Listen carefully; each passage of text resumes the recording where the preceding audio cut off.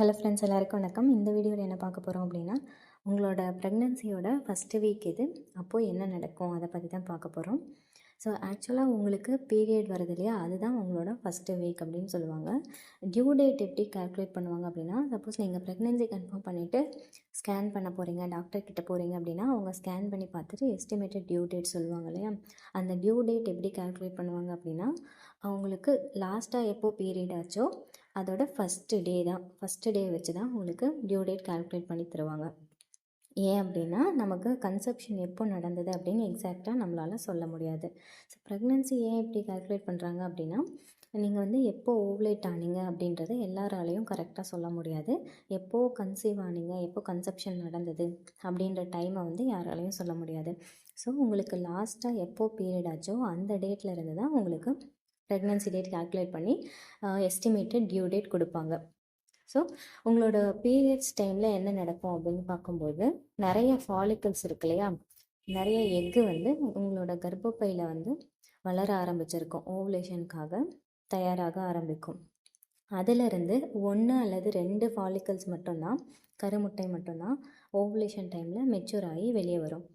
So மற்றது இந்த மாதிரி இந்த எக்கு வந்து ரிலீஸ் ஆகுது இல்லையா, இது வந்து ஒவ்வொரு மாதமும் இடது அல்லது வலது பக்கத்தில் இருந்து ரிலீஸ் ஆகி இதுதான் ஓவுலேஷன் சொல்லுவாங்க.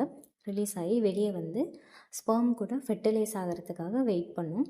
ஃபெர்டிலைஸ் ஆன எக்கு வந்து சப்போஸ் உங்களுக்கு கன்செப்ஷன் சக்ஸஸ்ஃபுல்லாக நடந்துருச்சு, ஃபெர்டிலைஸ் ஆயிடுச்சு அப்படின்னா, அது ஃபலோப்பியன் டியூப் வழியாக கீழே இறங்கி உங்களோட கர்ப்பப்பை வந்து சேர்ந்து கர்ப்பப்பையில் பதியும். இதை வந்து இம்ப்ளான்டேஷன் அப்படின்னு சொல்லுவாங்க. அதிலிருந்து உங்களோட ப்ரெக்னென்சி ஜேர்னி வந்து ஸ்டார்ட் ஆகும். ஆனால் ஆக்சுவலாக உங்களோட ஃபஸ்ட்டு வீக் ஆஃப் ப்ரெக்னென்சி என்னன்னு பார்த்தீங்கன்னா, உங்களுக்கு பீரியட் நடக்கிற அந்த டைம் தான் உங்களுக்கு வந்து ஃபஸ்ட்டு வீக் அப்படின்னு சொல்கிறாங்க. ஆனால் ஃபஸ்ட்டு வீக்கில் வந்து டெக்னிக்கலாக பார்த்தீங்கன்னா நீங்கள் வந்து ப்ரெக்னென்ட்டே கிடையாது. ஸோ கன்செப்ஷன் நடந்திருக்காது.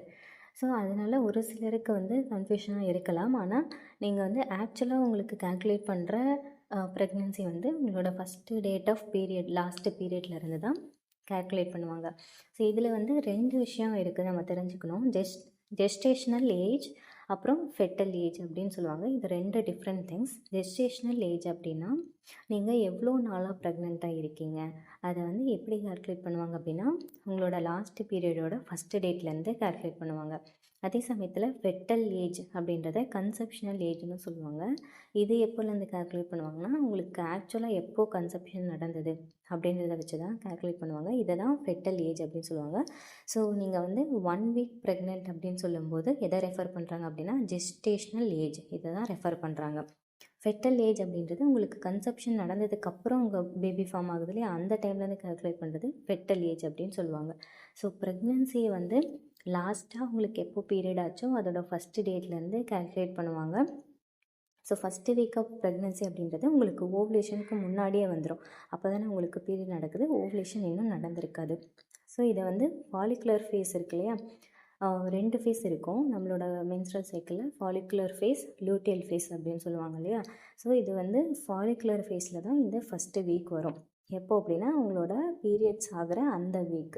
இந்த டைமில் உங்களோட ஓவுலேஷனுக்காக எக்லாம் வந்து மெச்சூர் ஆக தயாராகிட்ருக்கும், ஒன்றா வந்து வளர்ந்துட்டுருக்கும். ஸோ உங்களுக்கு அடுத்த வாரம் என்ன நடக்கும் அப்படின்னா, ஓவுலேஷன் வந்து நடக்கும். அதில் வந்து மெச்சூரான எக்கு, உங்களோட பீரியட்ஸ் டைமில் மெச்சூரான எக்கு வந்து ரிலீஸ் ஆகி வெளியே வரும். ஸோ உங்களுக்கு வந்து இப்போது இர்ரெகுலர் பீரியடாக இருக்குது. ரெகுலர் பீரியடாக இருக்கவங்களுக்கு 28 டேஸ் சைக்கிளாக இருக்கவங்களுக்கு லாஸ்ட்டு பீரியட் டேட்டை வச்சு உங்களுக்கு கால்குலேட் பண்ணுறது ஈஸியாக இருக்கும்.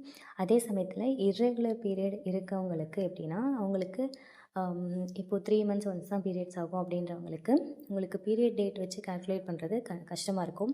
ஏன் அப்படின்னா உங்களுக்கு ஓவுலேஷன் வந்து எப்போ நடந்திருக்கும் அப்படின்னு சொல்லி கன்ஃபார்மாக உங்களுக்கு தெரியாது. ஸோ அதனால் இர்ரெகுலர் பீரியட்ஸாக இருக்கும்போது இது கஷ்டமாக இருக்கும். ஸோ அப்படி இருக்கவங்களுக்கு எப்படி கால்குலேட் பண்ணுவாங்க அப்படின்னு பார்த்தீங்கன்னா, ப்ளட் டெஸ்ட் மூலமாகவும் ஸ்கேன் மூலமாகவும், ப்ளட்டில் வந்து நம்மளோட ஹார்மோன் லெவல்ஸை வச்சு நீங்கள் ப்ரெக்னென்சியில் எத்தனாவது வாரத்தில் இருக்கீங்க அப்படின்னு சொல்லி கால்குலேட் பண்ணுவாங்க. அதே சமயத்தில் நீங்கள் அல்ட்ராசவுண்ட் போனீங்கனாலும் அதுலேயும் பார்த்துட்டு உங்களோட கரு இருக்குல்லையே அதை பார்த்துட்டு நீங்கள் எத்தனை வீக் ஆஃப் ப்ரெக்னென்சியில் இருக்கீங்க அப்படின்றத கண்டுபிடிச்சிருவாங்க. ஸோ உங்களோட பீரியட் டைமில் ஃபஸ்ட்டு வீக் அப்படின்னு சொல்கிறாங்க. ஆக்சுவலாக நீங்கள் வந்து டெக்னிக்கலாக ப்ரெக்னென்ட்டே கிடையாது. அந்த டைமில் உங்களுக்கு வந்து ப்ரெக்னென்சி சைன்ஸ் எதுவுமே இருக்காது. உங்களுக்கு பீரியட்ஸ் வந்துட்டுருக்கறனால உங்களுக்கு பீரியட்ஸ்க்கான சிம்டம்ஸ் தான் இருக்கும். ஸோ இந்த டைமில் நம்ம உடம்புல அது மட்டும்தான் நடக்கும். அதுக்கப்புறம் ஓவுலேஷனுக்காக கருமுட்டை வந்து வளர்ந்துட்டுருக்கும், தயாராகிட்டுருக்கும். ஸோ இதுதான் உங்களோட ஃபஸ்ட்டு வீக் அப்படின்னு சொல்கிறாங்க. இந்த வீடியோ பார்த்த எல்லாருக்கும் ரொம்ப நன்றி. நம்ம சேனலை சப்ஸ்கிரைப் பண்ணலன்னா சப்ஸ்கிரைப் பண்ணிக்கோங்க. தேங்க்யூ.